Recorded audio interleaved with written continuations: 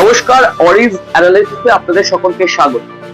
আপনারা প্রত্যেকেই জানেন, গত 29শে মার্চ বাংলার জনপ্রিয় অভিনেতা, লেখক এবং স্পষ্টবক্তা ব্যক্তিত্ব রাহুল পরিণয় বন্দ্যোপাধ্যায়, যিনি একটি বাংলা সিরিয়ালের শুটিং করতে গিয়ে তালসারিতে তার আকস্মিক মৃত্যু হয়। ময়নাতদন্তের রিপোর্ট আসে, জলে ডুবেই মৃত্যু হয় রাহুল বন্দ্যোপাধ্যায়। আর তার মৃত্যু নিয়ে একাধিক প্রশ্ন উঠতে শুরু করে একাধিক ক্ষেত্রে, একাধিক মহল থেকে। প্রথমত, উড়িষ্যা পুলিশ সূত্রে যেটা জানা যায় যে যেখানে শুটিং হচ্ছিল সেটা উড়িষ্যার বালাসোর জেলার অন্তর্গত, এবং সেই উড়িষ্যা পুলিশ সূত্রে জানা যায় যে শুটিং করার জন্য কোন রকমের অনুমতি সেখানে ছিল না, বা পুলিশকে কোন রকম ইনফরমেশন দেওয়া হয়নি। তো তার বেশ কয়েকদিন কেটে গিয়েছে।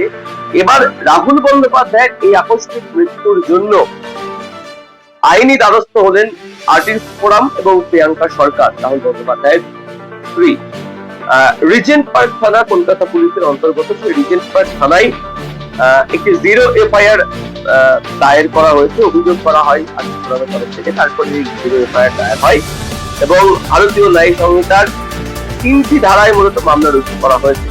অভিযোগ করেছেন আর্টিস্ট ফোরামের পক্ষ থেকে সাধারণ সম্পাদক শান্তিলাল মুখোপাধ্যায়, এবং যে FIR রুজু করা হয়েছে 0 FIR, যেটাকে পরবর্তী ক্ষেত্রে পাঠানো হবে তালসারি মেরিন ড্রাইভ পিএস যেটা রয়েছে সেখানে, কারণ সেখানে যে ঘটনা ঘটেছে। তো সেই 0 FIR এ মূলত ম্যাজিক মোমেন্ট পিকচার প্রাইভেট লিমিটেডের কর্ণধার পরিচালক শৈবাল বন্দ্যোপাধ্যায় এবং লীনা গঙ্গোপাধ্যায় সহ অন্যান্যদের বিরুদ্ধে অপরাধমূলক ষড়যন্ত্রের অভিযোগ আনা হয়েছে।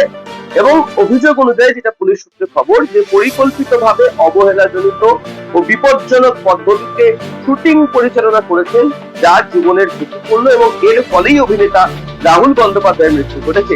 এছাড়াও ভয়ানক গুরুতর অভিযোগ যে রাহুল বন্দ্যোপাধ্যায়ের যে মৃত্যু, সেই ঘটনার পরে মিথ্যা তথ্য প্রচার করেছেন তারা, এরকম একটা গুরুতর অভিযোগ উঠেছে। এবং যেটা কলকাতা পুলিশ সূত্রে খবর, যে ঘটনাস্থল যেহেতু পরিচয় বালাসোর জেলার তালসারি মেরিন থানা, যেমনটা আমি শুনতে বললাম, তো সেখানেই 0 FIR টি ওই সংশ্লিষ্ট থানাতে হস্তান্তরের ব্যবস্থা করা হচ্ছে পুলিশের তরফ থেকে। এছাড়াও আরো আগামী দিনে আইনি পদক্ষেপ নিতে পারে আর্টিস্ট ফোরাম, এমনটাই খবর সামনে আসছে।